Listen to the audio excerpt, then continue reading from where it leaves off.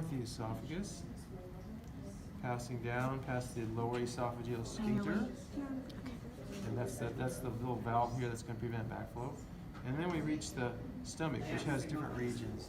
And we give them names because we want to know, okay, if there's a peptic ulcer, where exactly is it in the stomach? You can't just say they have an ulceration in the stomach lining. We want to know, is it in the fundus region, which is kind of the hump, or is it in the opposing region called the cardia? Okay, so they're just regions. Or is it in the body, somewhere in the middle, or is it in the pylorus region? Okay, so it's hard to know, okay, where does the pylorus end, where does the body begin? They're just kind of regions. Fundus, cardia, body, pylorus.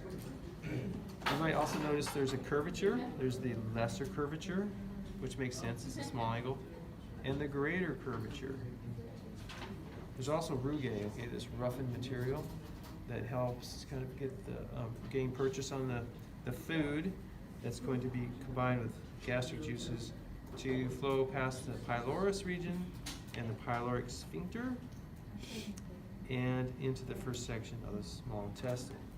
Now, let's look at the stomach with the greater detail because there are layers of muscles that surround the stomach. There are longitudinal muscles that kind of go in one direction. There are circular muscles that show it better.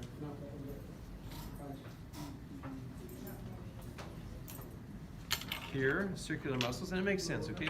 Instead of just memorizing this, look, circular goes around the stomach, encircling it. Longitudinal go lengthwise. Oblique means angle. Oblique goes in that direction, so it's an angle. Circular, oblique, longitudinal, lesser curvature, greater curvature. And their job is to squeeze so this milky substance called chyme goes past the pyloric sphincter to the duodenum. And now we switch to this model because here's our stomach, there's the sphincter, and there's the duodenum. Okay? First section, and it's very thick walled.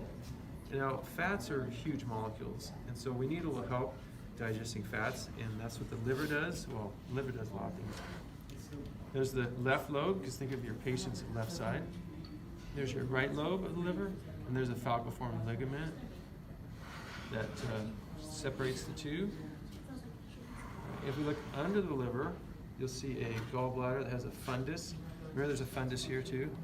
And then there's the body.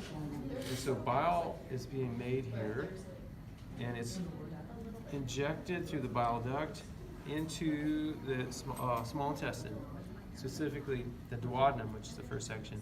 And so that helps us emulsify fats so we can digest them, right? Because otherwise, if fats are such huge molecules, if we don't emulsify them properly, we end up defecating, which is kind of a waste of energy. Right. So we're at the first section called the duodenum, and then somewhere in the middle, the duodenum becomes what's called the ileum, and that's kind of hard because we don't know. Okay, where exactly does the duodenum end and the ileum begin? I don't know. So I just think of duodenum first section, ileum second section, and towards the end, this is called the duodenum. Duodenum is the third section, and at this point, okay, we've been absorbing nutrients, vitamins, minerals. And so at this point, we're pretty much done with whatever we ate. It's going to enter the colon or large intestine. First section is the cecum. Cecum has a little vermiform appendix, which people used to think that was worthless.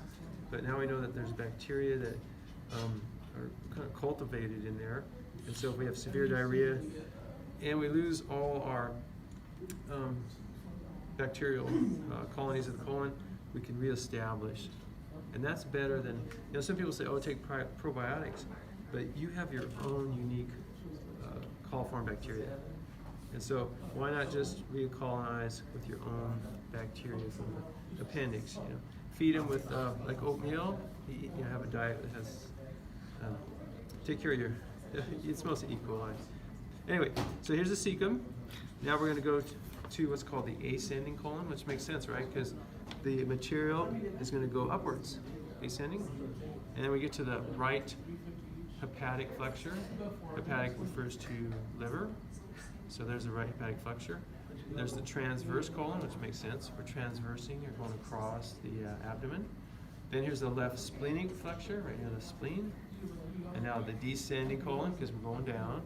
Okay. See, a lot of these names make sense. Sigmoid is, think of the S-shaped sigmoid.